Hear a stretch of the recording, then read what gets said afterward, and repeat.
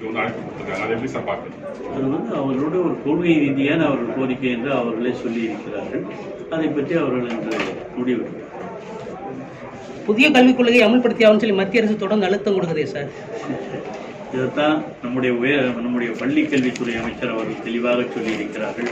அதைவிட நம்முடைய தமிழக முதலமைச்சர் அவர்கள் அமெரிக்காவிலே இருந்தாலும் நம்முடைய ஒன்றிய கல்வி அமைச்சருக்கு அவர் கடிதம் எழுதியிருக்கிறார்.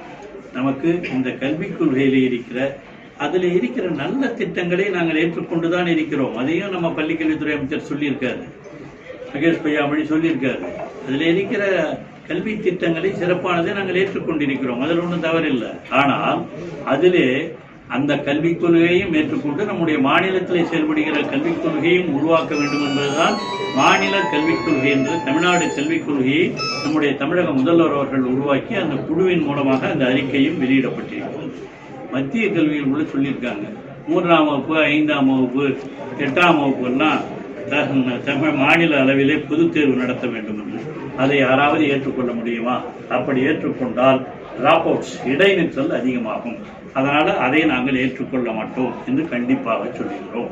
அது மட்டுமல்ல, நம்முடைய மாநிலத்தில் இருமொழிக் கொள்கை என்பது பேரறிஞர் அண்ணா காலத்திலிருந்து இன்று வரை இருமொழிக் கொள்கை தான் நடத்தப்பட்டு வருகிறது. அந்த இருமொழிக் கொள்கையால் தான் நம்முடைய மாநிலமே இன்று உலக அளவில் சிறப்பான மாணவர்களை உருவாக்கி கொண்டிருக்கிறது. இன்று பல்வேறு காரணங்கள், பள்ளி கல்வியிலே படித்த மாணவர்கள் எல்லாம் நம்முடைய தமிழகத்திலே படித்து எவ்வளவு மாணவர்கள் சிறந்திருக்கிறார்கள். உங்களுக்கு தெரியாதது என்ன? விழுப்புரத்தை சேர்ந்த வீரமுத்துவேலே அரசு பள்ளியிலே படித்துவிட்டு தான் இன்று அந்த அளவிற்கு உயர்ந்திருக்கிறார். அதுபோன்ற பல்வேறு மாணவர்கள் எல்லா துறைகளிலேயும், அமெரிக்காவுக்கு போனீங்கன்னா கூட நீ அங்கே இருக்கிற சிறந்த மருத்துவர்கள்லாம் யாருன்னா நம்ம மாநிலத்தை சேர்ந்தவர்கள் தான் இருக்கிறார்கள். பல மாநிலங்களில் பல நாடுகளிலே இருப்பவர்கள் எல்லாம் நம்முடைய மாநிலத்தை சேர்ந்தவர்கள். அந்த அளவிற்கு இங்கே உயர்கல்வித்துறை சிறப்பாக இருக்கிறது. 53% பேர் படித்திருக்கிறார்கள்.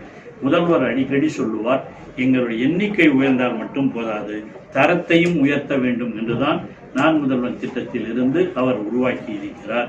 அந்த அடிப்படையிலே தமிழகத்திலே சிறப்பாக செயல்பட்டுக் கொண்டிருக்கிற கல்வி முறை, ஒவ்வொரு மாநிலத்திலேயும் கல்வி முறை, மாநிலத்துக்குள்ளேயே நாங்கள் சென்னை பல்கலைக்கழக துணைவேந்தர்களை எல்லாம் அழைத்து பேசி ஒரு பொதுவான பாடத்திட்டம் உருவாக்க வேண்டும் என்று பேசிய பொழுது 75% பொதுவான பாடத்திட்டம் இருக்க வேண்டும், 25% அந்தந்த பகுதியில். இப்போ கோயம்புத்தூர்ல இருக்குன்னா அங்கே இண்டஸ்ட்ரீஸ் நிறைய இருக்கு, அதனால பாடத்தை அதுக்கு தகுந்த மாதிரி மாற்றுவாங்க.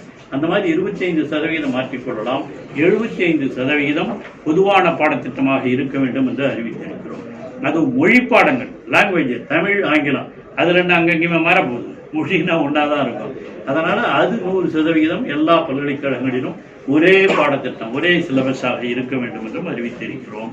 ஆகவே நம்முடைய மாநிலத்தை பொறுத்த வரையில் மாணவருடைய வளர்ச்சிக்கு ஏற்ப நாம் கல்வி திட்டத்தை உருவாக்கி இருக்கிறோம். இதையெல்லாம் ஒழித்துவிட்டு இந்த 2 கல்வி திட்டம், 2 மொழி படிப்பதே எவ்வளவு என்பது என்ன விடயம் என்பதை நாங்கள் சொல்லியிருக்கிறோம்.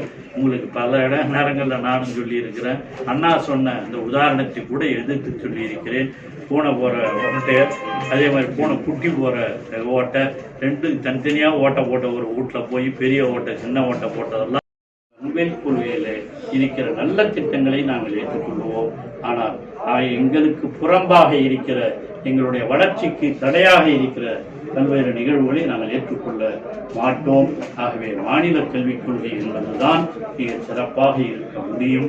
அதனால்தான் தமிழகம் இன்றளவும் கல்வித்துறையிலே சிறப்பாக வளர்ச்சி பெற்றிருக்கிறது. அந்த கல்வித்துறையிலே வளர்ச்சி பெற்றிருக்கிற காரணத்தினால்தான் தொழில்துறையிலேயும் வளர்ச்சி வருவதற்கான நடவடிக்கைகளை எல்லாம் தமிழக முதலமைச்சர் தளபதி அவர்கள் எடுத்துக்கொண்டிருக்கிறார்கள். ஆகவே இந்த கல்வி வளர்ச்சி என்பது தமிழகத்திலே மீண்டும் சிறப்பாக வளர வேண்டும் என்று சொன்னால் தமிழ்நாட்டிலே உருவாக்கப்பட்டிருக்கிற தமிழ்நாட்டு கல்விக் கொள்கையை நாம் மதித்து செயல்படுத்த வேண்டும் என்பதுதான் எங்களுடைய